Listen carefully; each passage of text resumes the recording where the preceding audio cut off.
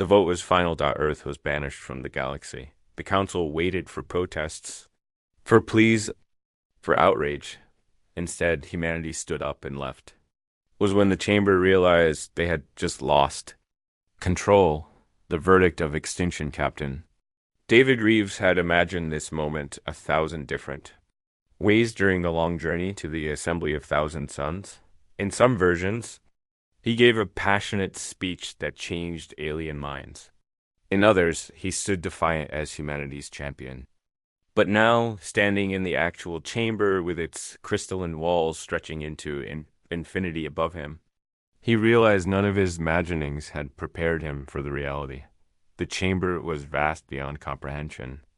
It hung suspended in the void between galaxies, a structure so massive it had its own gravitational field. Around him, representatives from 900 civilizations watched in silence. Some had eyes. Others had sensors. A few existed as clouds of conscious gas. All of them were focused on the 5 humans standing at the center of everything. David was 42. Years old, with kind of weathered face that came from spending years in space. His uniform was simple navy blue with Earth's symbol on the shoulder. Behind him stood his diplomatic team, carefully chosen to represent humanity's diversity.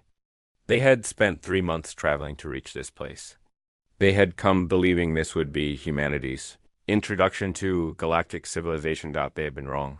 High Chancellor Vorath spoke first.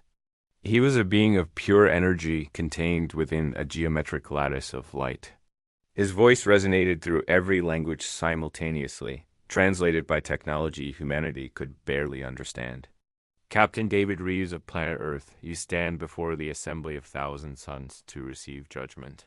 David felt his heart rate increase, but kept his expression neutral. Judgment? We were told this was a first contact ceremony. You were told what was necessary to bring you here without resistance. Another voice joined the conversation. This one belonged to Counselor Lex, a creature that resembled a floating jellyfish made of metallic threads. For 200 of your Earth years, we have observed your species. We have watched your history unfold. We have studied your nature. The space above the assembly floor suddenly filled with images. David recognized them immediately. Human history played out in holographic detail. Wars spanning continents. Nuclear explosions turning cities to ash. Genocides and massacres. Pollution choking oceans. Species driven to extinction. The images came faster and faster, a relentless parade of humanity's darkest moments. David watched without flinching. Every human knew their history. They taught it in schools not to glorify it, but to remember it. To learn from it, to never repeat it. You are a violent species, Borith continued. Perhaps the most violent we have encountered in 50,000 years of galactic observation. You fight not just for survival, but for ideas, for territories, for resources you do not need. You destroy your own environment. You create weapons capable of annihilating your entire planet. You cannot be trusted with access to the greater galaxy. One of David's team members, Dr. Sarah Chun, stepped forward. With respect, High Chancellor, we have changed. Earth has been united under a single peaceful government for 70 years. We have not had a major war in nearly a century. We have restored our environment, and 70 years is nothing. Counselor Lex interrupted. A blink in cosmic time. Our youngest civilization has maintained peace for 30,000 years. Your brief moments of calm does not erase millennia of violence. It does not change what you are. The images shifted. Now they showed human expansion into space. Colonies on Mars and the moons of Jupiter. Mining operations in the asteroid belt. The first human ships capable of faster than light travel. Each achievement was presented as evidence of danger rather than progress. You expand rapidly, Borith said. You adapt to hostile environments with remarkable efficiency. You consume resources at an unsustainable rate. You develop technology that allows you to spread beyond your solar system. If we permit you to continue, you will eventually threaten the stability we have maintained for thousands of generations. David took a deep breath. He had been chosen for this mission because of his ability to remain calm under pressure. That ability was being tested now. What do you say, High Chancellor? The Assembly of Thousand Suns has reached a unanimous decision. Vorith's energy form pulsed with each word. Humanity will be isolated. A quantum barrier will be constructed around your solar system. Nothing will enter. Nothing will leave. You will live or die within the boundaries of your own star. You will never touch the greater galaxy. You will never threaten the peace we have built. The silence that followed was absolute. David felt the weight of those words settling on his shoulders. Not just exile, but complete isolation. Humanity locked away forever like a dangerous animal in a cage. Behind him, he heard one of his team members whisper a prayer. Another was breathing too fast on the edge of panic. David remained still, his mind already racing through implications and possibilities. Forever, he repeated slowly. You intend to seal us away forever? It is the most merciful option, Beck said. There were those who argued for your extinction. This way, your species survives. You simply survive alone. David nodded slowly, as if accepting the verdict. Inside, his thoughts were moving at lightning speed. I have questions about the barrier technology. How does it function? What are its exact specifications? Vorith seemed surprised by the calmness of the question. Most species begged or threatened at this point. Why would you need such information? If we are to be imprisoned, we should understand our prison. Surely you can grant us that small dignity. The council members consulted among themselves through methods David could not perceive. Finally, Vorith spoke again. The technical specifications will be provided to your ship's computer. They are beyond your ability to replicate or counter in any case. Thank you. David paused. I have one more request. The barrier construction, when will it begin? Immediately. Your vessels will be escorted back to your solar system. The moment you cross the boundary, the barrier will activate. No exceptions. David shook his head. I asked for time. 15 years? The chamber erupted in sounds that translated as confusion and debate. Dex's metallic threads vibrated sharply. 15 years for what purpose? To prepare our people, to say goodbye to the dream of the stars, to help our children understand why they will never leave Earth, to grieve. David met Vorith's energy form directly. You are taking everything from us? The least you can do is give us time to accept it. More consultation among the council members. David could see some were suspicious. Others seemed to find the request pathetic but harmless. What could a primitive species do in 15 years against technology thousands of years more advanced? Finally, Vorith spoke. 15 Earth years. You may remain in your solar system during this time. Any attempt to expand beyond it will result in immediate barrier activation and military intervention. Any attempt to contact other species will be met with severe consequences. We understand, David said quietly. Thank you for your mercy. The words were delivered without sarcasm, though David felt it burning in his chest. Mercy. They called this mercy dot as the human delegation was escorted. From the chamber, David allowed himself one look back at the assembled civilizations. 900 species watching humanity being thrown away. 900 civilizations that had just made the biggest mistake in galactic history. They had given him exactly what he needed. Technical specifications of the barrier? 15 years to work. And most importantly, they had underestimated humanity completely. The council believed humans would spend those 15 years in despair. They would spend them building something the galaxy had never seen. David smiled slightly as he boarded the human ship. The council thought they were locking humanity in a cage. They had no idea they were creating something far more dangerous. A species with nothing left to lose and everything to prove. The Great Disappearance. The first 5 years after the verdict were carefully choreographed to spare. Across Earth and its colonies, humanity played the role the Galactic Council expected. Protests filled the streets of every major city. People gathered in parks and plazas, holding candles and singing songs about stars they would never reach. Artists created sculptures of cosmic longing. Poets wrote verses about imprisonment. The media broadcasted endless debates about acceptance versus resistance, always concluding that resistance was impossible. Council observation drones circled the solar system like silent vultures, recording everything. They watched humans weep. They documented the construction of monuments to lost dreams. They noted the psychological decline they had predicted. Every piece of data confirmed what the Council already believed. Humanity was broken, deep beneath Earth's surface, in facilities that no drone could detect. The real work was happening. Dr. Jennifer Walsh stood in front of a holographic display, showing equations that would have seemed like pure fantasy a decade earlier. She was 51 years old, with silver hair tied back severely, and eyes that had not seen natural sunlight in 3 years. She led Project Threshold, humanity's secret response to exile. And she had not slept more than 4 hours a night since David Reeves returned with the Council's specifications. Run the simulation again, she told her team without looking away from the display. The hologram shifted, showing a small ship approaching a shimmering wall of energy. The ship did not attempt to break through. Instead, it seemed to phase sideways, slipping into a dimension that existed parallel to normal space.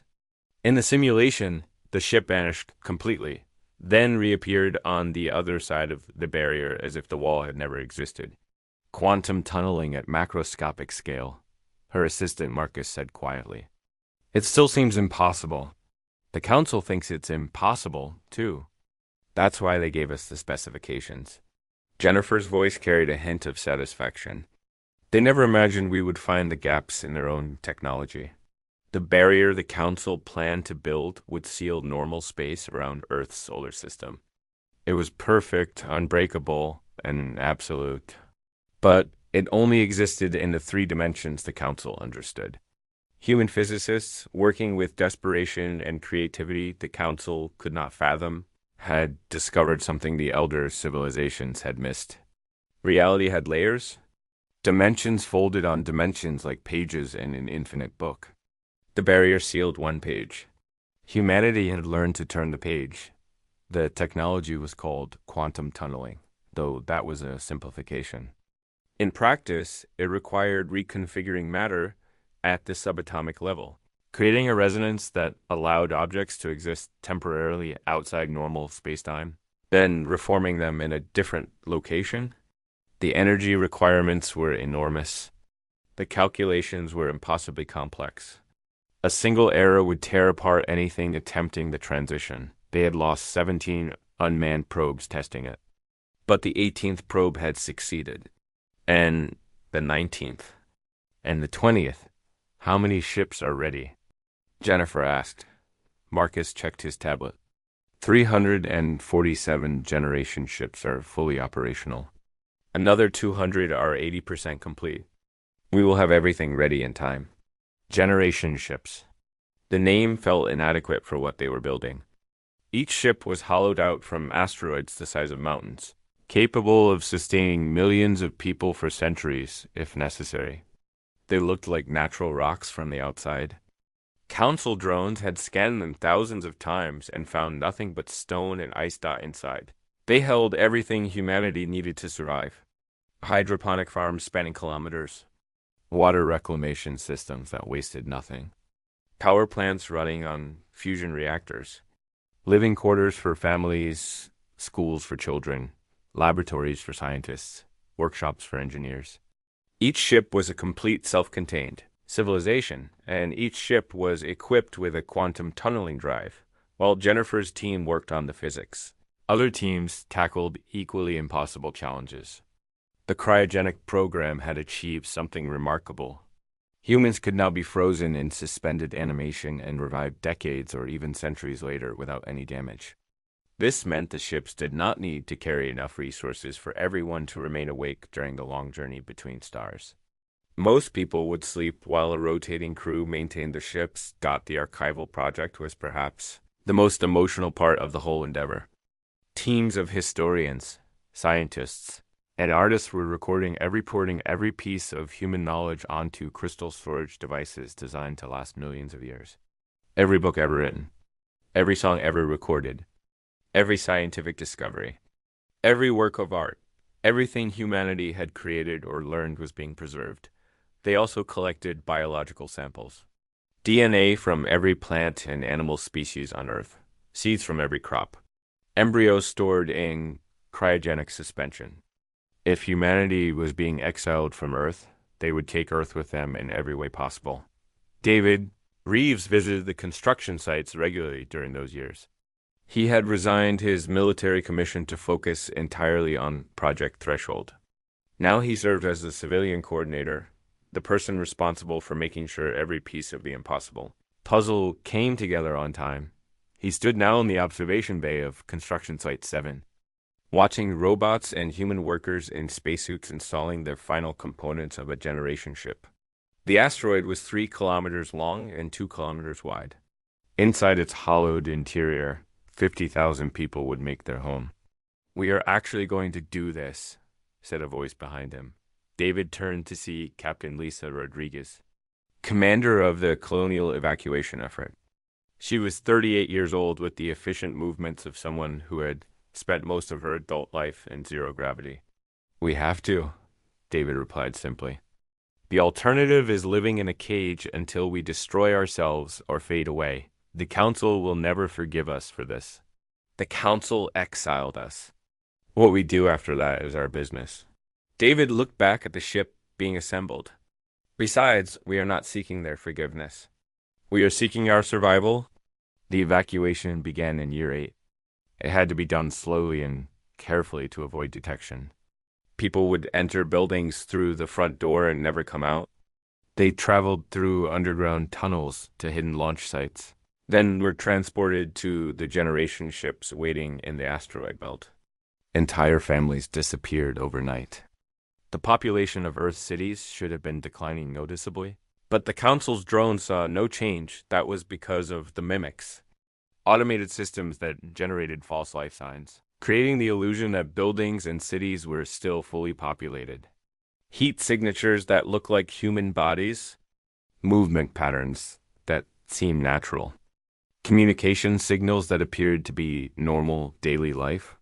The drones recorded all of it and never suspected deception. By year 13, 10 billion people had been relocated. By year 14, 13 billion. The operation was the largest logistical undertaking in human history, and it was happening invisibly. David stood on Earth's surface one final time in year 15, just days before the barrier was scheduled to activate. He looked up at the night sky, at the stars humanity had dreamed about for thousands of years, stars they had been forbidden to touch. "Not forbidden," he said to the empty air. "Just delayed." The last shuttle carried him to the command ship, the largest of the generation vessels. It bore the name Threshold, after the project that had consumed 15 years of humanity's existence. On the bridge, Jennifer Walsh was running final systems checks, while Lisa Rodriguez coordinated with the other ship commanders. "Status report," David said as he entered. "All ships report ready," Lisa replied. 15 billion people are aboard. Everyone accounted for. Not a single person left behind. 15 billion. The entire population of humanity loaded onto 547 generation ships hidden inside asteroids. The greatest magic trick ever performed. "Quantum tunneling drives are charged and synchronized," Jennifer added. "We will all jump simultaneously to avoid any ship being stranded." David settled into the command chair. He opened a communication channel, knowing it would be monitored by the Council. "This is Captain David Reeves requesting connection to High Chancellor Vorath." Vorath's energy form appeared on the screen moments later. "You seem surprised." "Captain Reeves, I did not expect to hear from you. The barrier activates in 1 hour." "I know. I wanted to send a final message before we are sealed away." "How gracious of you." David smiled. "I wanted to thank you, High Chancellor." "Thank me?" "For the specifications, for the time you gave us, for underestimating us." David leaned forward. "You could have had humanity as friends and all eyes. You could have learned from us as we learned from you. Instead, you chose fear. You chose imprisonment. You will regret that choice. Vora's form pulsed with what might have been confusion or anger. Bold words from someone about to be locked away forever. We will see about forever. David cut the communication. He switched to the fleet-wide channel. 547 ships waited for his order. 547 arcs carrying everything humanity had ever been or might become. All ships, this is threshold command. Begin quantum tunneling sequence. Across the solar system, hidden inside asteroids that the Council had dismissed as worthless rocks. The generation ships activated drives built from physics the Council claimed was impossible. Reality bent around them. Space folded in on itself. Dimensions that existed parallel to normal existence opened like doors and humanity stepped through. When the barrier activated 1 hour later, it sealed around an empty solar system. Earth turned silently in its orbit, beautiful and blue and completely devoid of human life. The automated systems continued generating false signals for several more days before their power ran out. But by then it did not matter. The Council's observation drones searched frantically. They scanned every planet, every moon, every station. They found buildings and roads and cities, but no people. 15 billion humans had vanished as if they had never existed. High Chancellor Vorath received the report in his chambers. He read it 7 times, certain there must be an error. Species did not simply disappear, especially not species without faster-than-light capability or advanced technology. Yet the evidence was undeniable. Humanity was gone. He called an emergency session of the Assembly. 900 civilizations gathered to discuss the impossible. Some were terrified. Others were confused. A few were quietly impressed. Where did they go? Counselor Lex demanded, "How is this possible?" Comments for next part.